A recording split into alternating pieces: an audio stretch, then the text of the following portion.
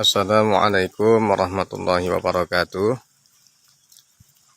Kawan-kawan semua, gimana kabarnya? Alhamdulillah, barokah dari doa para masyayikh Lirboyo, para mustahik dan kawan-kawan semua, khususnya kawan-kawan dari Turos. Alhamdulillah, saya dalam keadaan sehat walafiat, karena banyak kawan-kawan yang SMS yang dalam benaknya mungkin menyangka saya sudah hilang ditelan banjir. Alhamdulillah, ini masih ada, ini amat suada ya, masih ada. Alhamdulillah, barokah dari Lirboyo. Jadi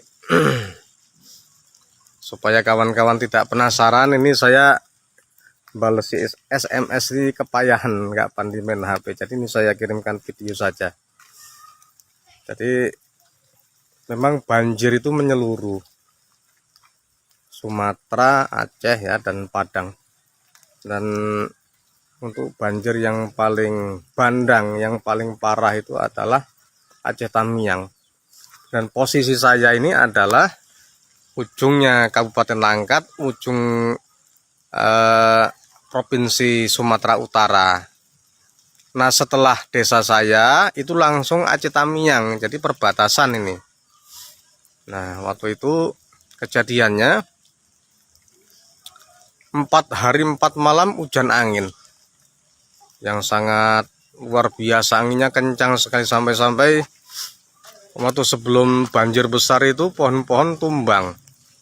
Pohon-pohon tumbang. Nah, ini di depan gubuk saya ini itu ada pohon-pohon sengon, itu kan nampak kan, ini terbongkar semua. Nah, ini besar-besar sebenarnya, cuman karena dari jauh ya, ini karena kekuatan angin ini. Dan saya alhamdulillah nggak kena banjir karena saya membuat gubuk itu di atas bukit. Nah, ini saya buat gubuk di atas bukit ini, alhamdulillah. Jadi airnya yang melimpah kemana-mana, tapi gubuk saya nggak kena, alhamdulillah. Nah, waktu itu ceritanya setelah 4 hari 4 malam hujan angin, mati lampu, kemudian nggak ada sinyal sama sekali. Nah, barulah hari keempat itu banjir besar pada hari Kamis. Ini jalan-jalan longsor. Kemudian yang di bawah-bawah itu ya ada beberapa yang hanyut rumahnya. Kemudian ada 6 orang meninggal dunia itu di tempat saya sini. Nah, akan tetapi yang terparah yaitu di perbatasan itu sudah airnya sudah mencapai tiang listrik itu. Nah, kemudian di pusat kota Aceh yang pertama yaitu kota Kuala Simpang, itu Kabupaten Aceh Tamiang, itu yang sangat parah sekali. Jadi saya mendengarkan kabar sangat miris. Nah, selama terjebak banjir itu berkisar, karena kan surutnya itu agak lama. Nah, ketika sudah surut itu pun dikarenakan di perbatasan itu masih ada genangan air yang cukup tinggi, maka bahan makanan tidak bisa masuk. Jadi mereka ini tidak makan sekitar 4 harian begitulah atau lebih. Yang pertama kali ini saya ceritakan waktu banjir dulu. Nah, ketika banjir itu di kota Kuala Simpang itu, khususnya di Aceh Tamiang, air itu naik sampai 2 tingkat. Sampai 2 tingkat. Jadi semuanya naik ke tingkat atas. Bahkan rumah sakit umumnya di sana itu, rumah sakit Karangbaru namanya itu ya hampir tenggelam. Akhirnya pasien-pasien yang ada di dalamnya itu meninggal. Banyak sekali yang meninggal. Belum lagi yang korban yang selain di rumah sakit itu juga banyak. Akhirnya karena tidak bisa dikuburkan, di mana-mana air menggenang, mayat-mayat itu dihanyutkan begitu saja. di Sungai Kuala Simpang, hanyut ke laut. Nah, kemudian setelah airnya surut barulah menjarah. Ya, ada toko-toko roti, gitu ya, toko-toko makanan yang tenggelam, yang tidak tersapu banjir, itu dijarah, dimakan. Namun ya cukup untuk hari itu saja karena orangnya banyak. Setelah itu lapar lagi. Nah, barulah sekitar 1 minggu kemudian air surut dan bisa untuk dimasuki bantuan-bantuan. Jadi selama itu mereka ya menahan lapar.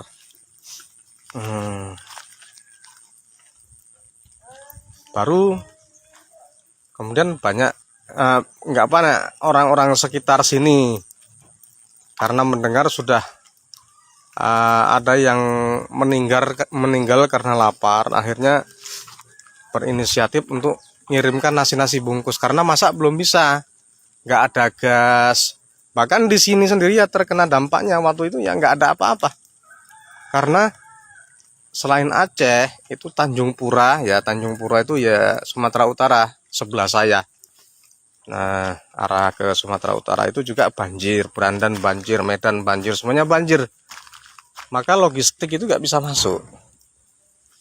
Akhirnya selain sangat sulit mendapatkan apapun, termasuk minyak bensin, ini yang paling payah. Jadi kita nggak bisa kemana-mana. Nah, selain payah, juga harganya mahal, dan untuk carinya pun sulit bahannya. Itulah ceritanya. Nah, kemudian akhirnya ketika sudah mulai ada sedikit-sedikit itu bensin, masuklah ke Kuala Simpang untuk membagi makanan. Alhamdulillah ya, saya hubungi kawan-kawan Himasal Sumatera Utara, mau kita bantulah itu kawan-kawan saudara-saudara sama muslim yang di Aceh Tamiang. Nah, akhirnya dibuatkan nasi bungkus. Itu 3 hari yang lalu ya, 3 hari yang atau 4 hari yang lalu. Nah, kemudian setelahnya baru sembako mentah karena gas mulai ada. Nah, jadi sampai sekarang saya ini ditugasi sama kawan-kawan untuk kasih bantuan. Jadi saya mengerahkan Nahdlatul Ulama di kecamatan sini untuk ngirim bantuan-bantuan ke sana pakai kereta-kereta, karena di sana itu kayu-kayu besar melintang di jalan. Nah, lumpur itu ada yang sepinggang lumpurnya, ada yang selutut. Jadi setelah dikorek dengan doser, alat besar itu, alat berat, akan tetapi banyak mobil yang belum bisa juga masuk yang di pedalaman, maka mereka itu yang terisolasi, yang hanya mungkin ada kabarnya daerah Babu itu selama 10 hari hanya makan tumbuh-tumbuhan itu. Alhamdulillah ada pegunungan, mereka naik gunung, nah akhirnya makan tumbuhan-tumbuhan gunung itu, Masya Allah. Makanya ini daerah pelosok-pelosok itu yang kita utamakan dibantu.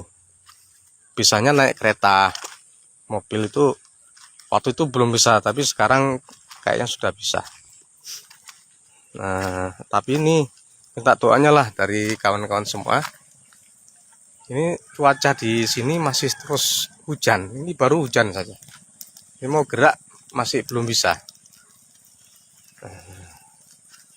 Kemudian di beberapa daerah Aceh ya banjir lagi. Ini sudah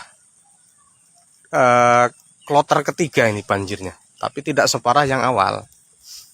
Nah, begitulah saya kabarkan. Alhamdulillah ini amat syuhada. Masih ada, mohon doanya ya. Saya belum boleh mati sama Allah Ta'ala.